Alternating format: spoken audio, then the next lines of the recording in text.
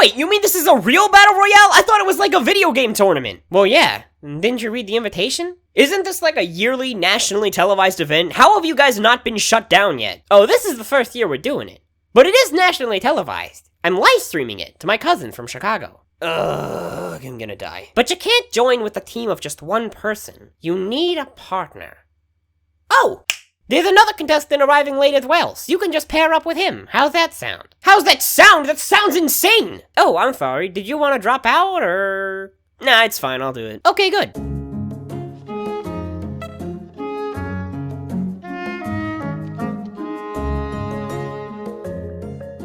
YOLO, it's Yeshio! Welcome back to my channel, where today we're gonna be diving headfirst into some useful and entertaining Breath of the Wild glitches. Now I know what you're thinking. Yesh, I can't believe you did 2 consecutive videos on The Legend of Zelda Breath of the Wild. Are you stupid or something? First of all, yeah. Second of all, I just really wanted to play Breath of the Wild lately. Is that too much to ask?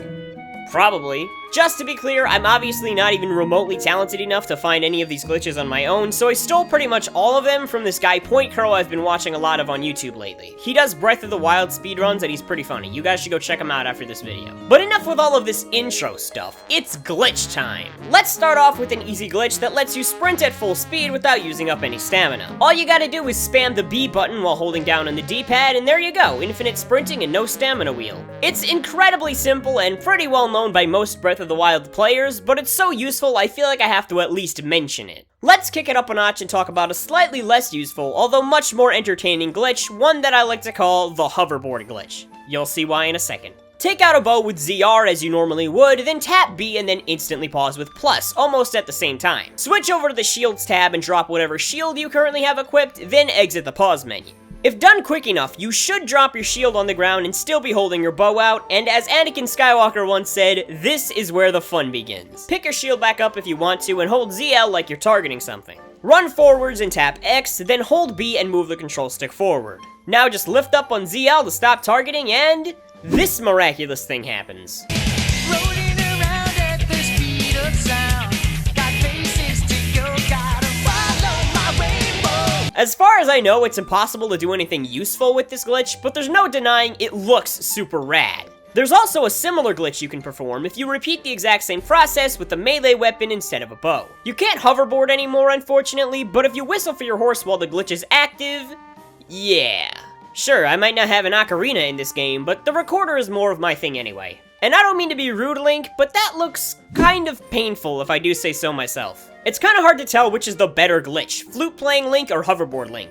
Ah, who am I kidding? Nothing can ever top hoverboard Link. Look at him, he looks just like a trendy YouTuber from 2015. And one more thing before we move on to another glitch, if you hold down on the D-pad to whistle and also hold R to aim your weapon, this happens. I have no idea why, but that's what it does. Now for a really useful glitch you can do just about anywhere, the Bomb Impact Launch, or BIL glitch for short. The only thing you really need for this glitch to work is the level 1 bomb rune and the paraglider. Although I would definitely recommend you upgrade those bombs if you're planning on doing this a lot. Start by paragliding off of any ledge and panning the camera to the side. Drop a circle bomb and immediately tap ZR to pull out your bow, then immediately hold up on the D-pad to change runes. Switch to the square bomb, release the D-pad, and immediately press the L bumper to drop the second bomb. Now just switch back to the circle bomb for detonation, and Link will be sent barreling through the air in whatever direction he's facing. Now I know that sounds kind of complicated, but trust me, it's way easier than it sounds, and once you get it down, you won't be able to resist trying it out every chance you get. The object of the glitch is to use the first bomb's explosion to launch the second bomb at Link and knock him forward. So if you're having any trouble executing it, try waiting a second for the bombs to line up before activating the first one. Oh, and make sure you don't hold ZR when you draw your bow, you just want to tap it right quick to enter bullet time mode. You can even chain the glitch together multiple times in the same flight, meaning that with enough stamina potions, you could theoretically glide across the entirety of Hyrule without ever touching the ground. Just make sure you slow yourself down before every bomb launch, otherwise you're gonna end up outflying your bombs and completely screwing up the whole thing. Sticking with the theme of flying glitches, up next we have the bullet time bounce, which is kind of tricky to pull off, but definitely worth the many attempts you'll have to make to get it just right. Start by heading to a place where you can find enemies and a ledge to jump from. It could be anywhere, but just outside the Ken and Mut Shrine on the Great Plateau is a great place to practice. Hold ZL to whip out your shield, then run forward and tap X and then A to shield jump off the ledge and onto an enemy. Tap ZR to to activate bullet mode just before making contact, and once you bounce off the monster's head, you'll be absolutely rocketed through the air at breakneck speed. Some important things to note here are 1. Any enemy other than a red bokoblin will need to be frozen with an ice arrow first for some reason, or the glitch won't work. 2. The direction you'll be launched in depends on what angle you land at. And 3. This glitch can also be chained with the bomb impact launch, making it that much easier to completely dominate the skies. And now, for the perfect blend of crazy useful and hilariously entertaining, I present to you the moon jump glitch. Take a horse to the mounted archery camp just south of Lake Tower and talk to Genie to start the mounted archery minigame. As soon as the countdown ends, turn around and climb the hills behind you to reach this spot overlooking these 3 horses, and wait there until the timer reaches around 14 seconds. Once enough time has passed, leap off your horse, paraglide over to another one, and land on its back to begin taming it. The goal here is to be on an untamed horse when the timer runs out, so make sure not to soothe the horse too much or you'll accidentally tame it and the glitch will be ruined. Once the timer hits 0, you'll be brought back to Ginny with both your original horse and the horse you're riding on.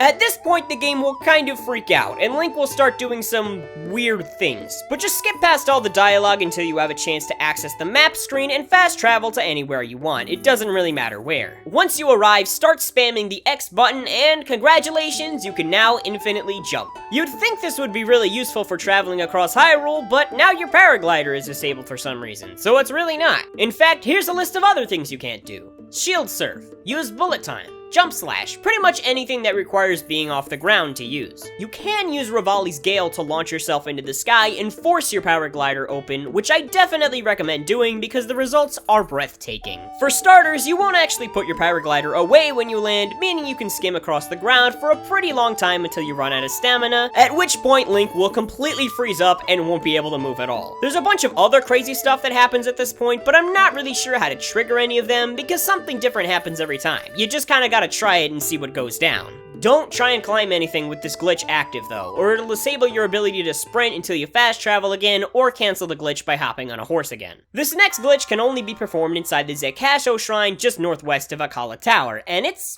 pretty useless if I do say so myself. Get your health down to a single heart by whatever method you desire, and then equip your camera rune. Approach the pedestal with your shield out, then press L and in on the control stick simultaneously to both bring up the camera and lower yourself into a sneaking position. This next part has to be done kind of fast, but it's not frame perfect, so it's not that hard to get down. Tap A to take a photo, delete it, and then pause the game with plus. Hold any item, exit the pause menu, then immediately pause again. Pan over to the adventure log and view any memory you want, and if you've done everything right, nothing should play. Exit out of the pause menu, and congratulations, you're now able to move Link and rotate the shrine at the same time. But the glitch doesn't just end here. Bounce off of the spiky platform and into the chasm below, and take that final heart of damage. Eat some food to recover, and press B to drop control of the shrine, and there you have it. Link's lifeless body. You can tap Y to swing your sword around a few times until Link dies for real and you can't move him anymore, and a few times I actually managed to resurrect him by blowing him up with a Sheikah Bomb. Other than that though, there's nothing much to do with this glitch, it's just funny.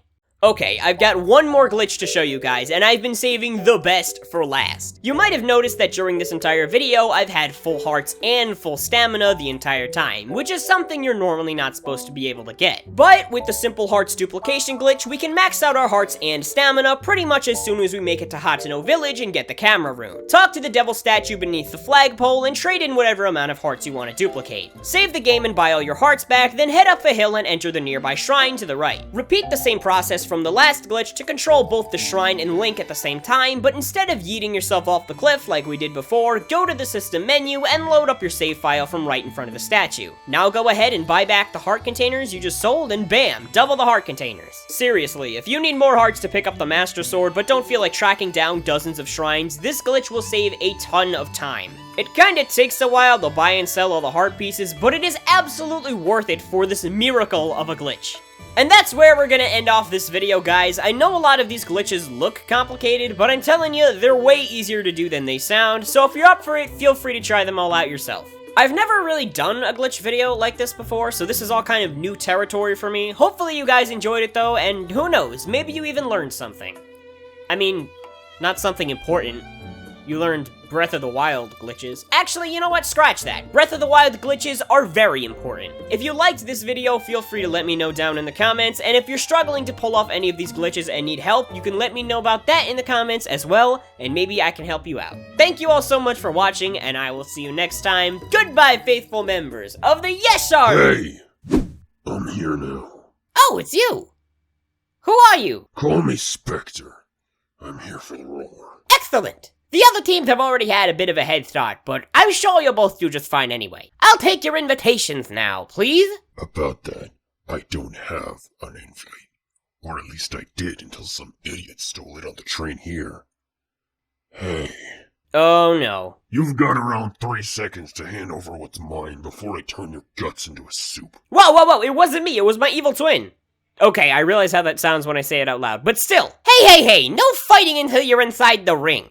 There's no cameras out here, and I promised Denton he'd get a good view of some violence. This swamp rat stole my invite. I'm not gonna be denied entry to the competition because of some clown stealing my identity. Okay, you can enter without an invite. Jeez, we chose you by random dice roll for crying out loud. Ahem. Since you're the only 2 players left, it looks like you 2 will be teaming up and forming our final Bloodstone Roar squad. Reggie, are you sure that's a good plan? Cause I've only known this guy for like 30 seconds so far, and he already seems like he really wants to hurt me. Alright, let's get one thing straight. Do whatever you want, I'm leaving. Wait, what? Wait, where are you going? I've got an appointment at Mount Bloodstone. Don't follow me. Okay, but I don't know where that is. Good. Well, dang it, what do I do now?